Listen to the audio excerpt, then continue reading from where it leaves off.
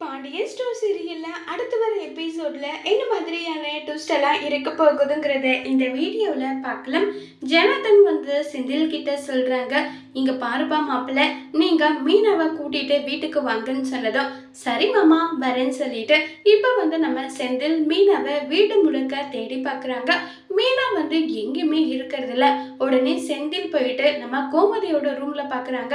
அங்க எல்லாரும் வேலை செஞ்சு சாப்பிட்டு முடிச்சு ரொம்பவே டயர்டா தூங்கிட்டு இருக்காங்க. அப்ப செந்தில் வந்து மீனா மீனான்னு சொல்லிட்டு எழுப்புறாங்க.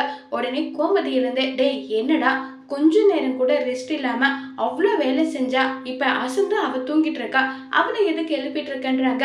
இல்லம்மா நீங்க தூங்குங்க, நான் மீனாவை மட்டும் எழுப்பி மீனா கிட்ட பேசுறேன்னு சொல்றாங்க.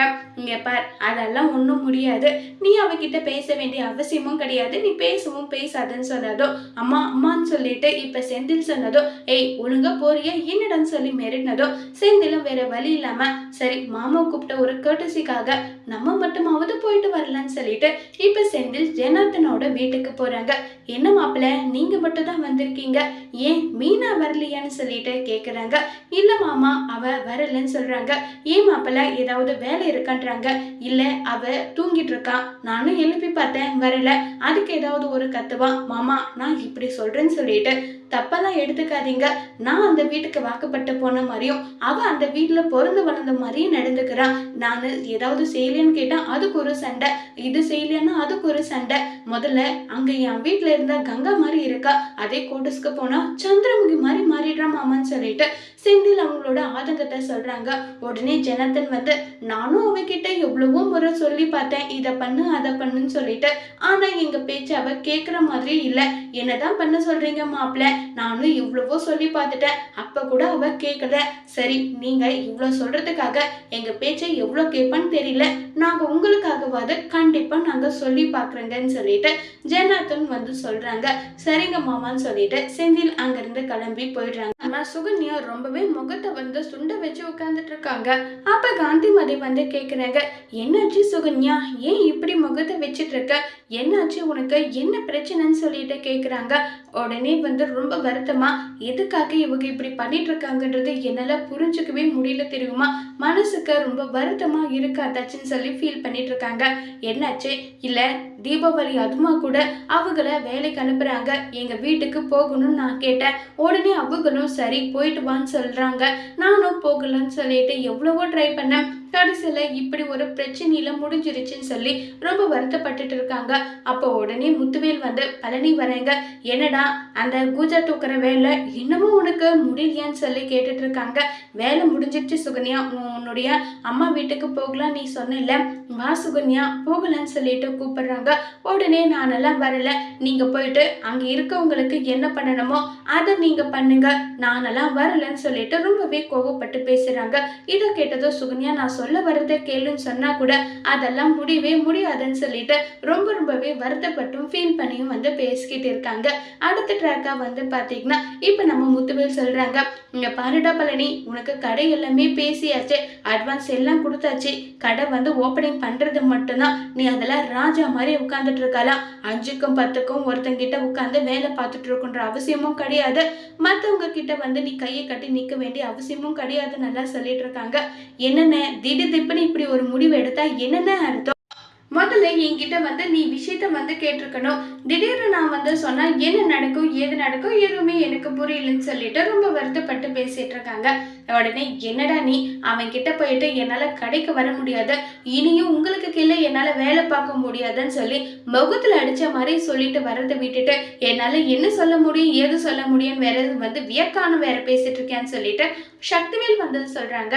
உடனே காந்திமதி வந்து டேய் நீங்க ஃப்ரீயா விடுங்கடா, இவங்கிட்ட எப்படி பேசி புரிய வைக்கணுன்றத நான் பாத்துக்கிறேன்னு சொல்லிட்டு இப்ப பழனியை தனியா கூட்டிட்டு வராங்க. இங்க பாருப்பா பழனி, உனக்கு என்னதான்ப்பா பிரச்சனை, எதுவா இருந்தாலும் இந்த ஆத்தா கிட்ட சொல்லுன்றாங்க. ஆத்தா மச்சான் வந்து எப்படிப்பட்டவருன்னு உனக்கும் தெரியும், அப்பத்துல இருந்து இப்ப வரைக்குமே வந்து நான் மச்சானுக்கு கீழே தான் இருக்கேன், அது எனக்கு கௌரவ குறைச்சலாமும் இருந்தது இல்ல, திடீர்னு நான் வேற ஒரு கடைக்கு போறேன், நான் போயிட்டு தனியா இருக்க போறேன்னு சொன்னா அது எப்படி ஆத்தா மச்சானால ஏத்துக்க முடியுன்றாங்க. இங்க பாரு ஆத்தா, நீயும் தானே அக்கா கூட நீ போன்னு சொல்லி அக்கா கூட இரு, நீ தான் அனுப்பி விட்டேன்றாங்க.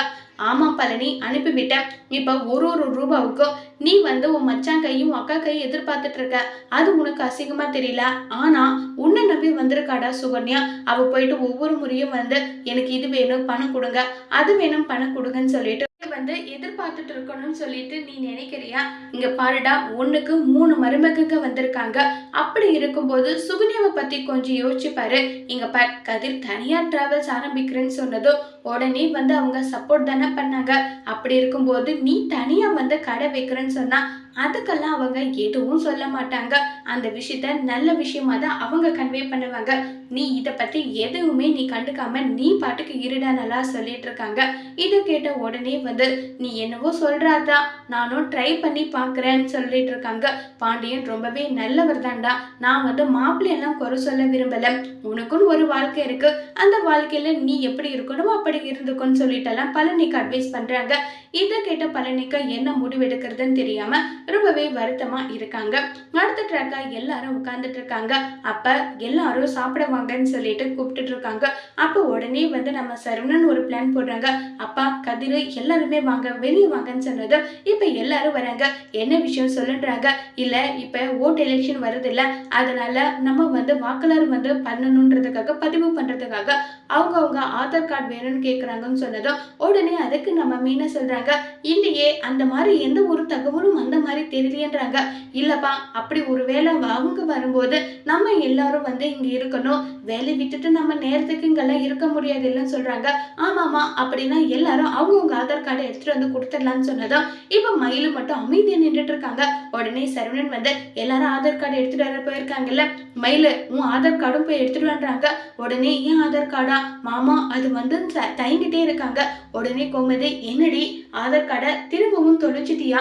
இல்லத்த, தொலைக்கலாம் இல்ல, அப்புறம் எங்கடி ஆதார் கார்டு எங்க போய் எடுத்துட்டு வான்னு சொல்றாங்க. அத்தை அது வந்துன்னு சொல்லிட்டெல்லாம் இருக்காங்க. மாமா, இப்ப எல்லாரும் பசிக்கு வந்து நின்றுட்டு இருக்காங்க, சாப்பிட்டுட்டு பொறுமையா நான் எடுத்து தரேனேன்னு சொல்லிட்டெல்லாம் இருக்காங்க.